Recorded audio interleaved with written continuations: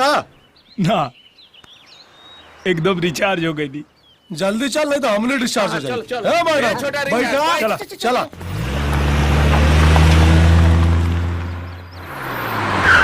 अरे संभाल के, तू उतरा महाराज। गिर जाए। अरे हालत खराब कर देला।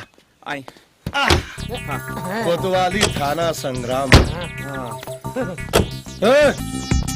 कंट्रोल में रहा, इंचार्ज हम हैं, तू ना। पाड़े जी, हाँ लेके आओ सबके। आओ। प्रणाम प्रणाम प्रणाम। ई खाना हा की ताड़ी खाना। मैडम जबान पे लगाम रखा, नहीं तो ऐसा दफा लगाई ना कि एक बार भीतर गैला पे बाहर ना निकल पाइबू।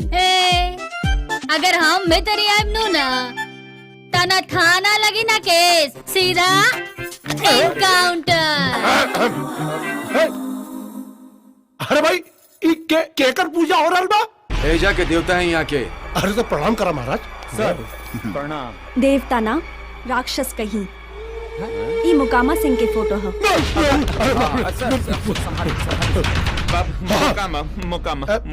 क्या मजाक है भाई? हाँ। पुलिस के वर्दी का कुछ लिहाज रखा लोगन। पुलिस स्टेशन में एगो गुंडा का पूजा कर रहा बड़ा लोग। आपने के सयानी चतुर्वेदी। तोहरा बारे में ना, हमनी के बारे में पूछ रहा बा। हाँ तो बताई ना। हाँ, यहाँ के नया थाना इंचार्ज रसिक दुबे और हम टन पाड़े। सर हाँ हाँ ठीक बा। बाहर सर, बाहर सर।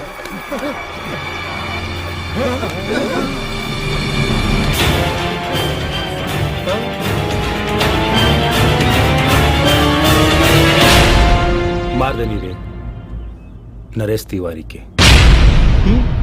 मुंह का देखता रे? कौनो पहले मर्डर के लिए का?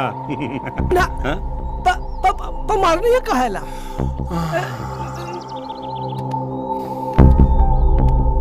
बेटी के देख के मन मचल गईला। बेटी के बचावे खातिर बाप के बीच में आवे के का जरूरत रहे? खड़े खेत पर धोखा। बहुत समझनी है रे बाप के।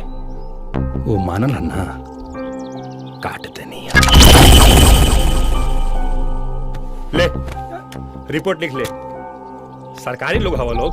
हाँ सुन, बच्ची की उम्र 13 साल।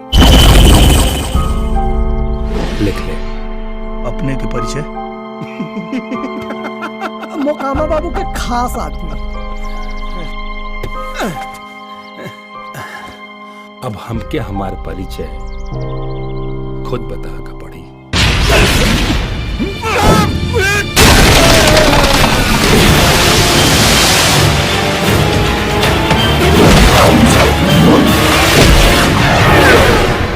सर का ले रहे? ड्यूटी। और आज के बाद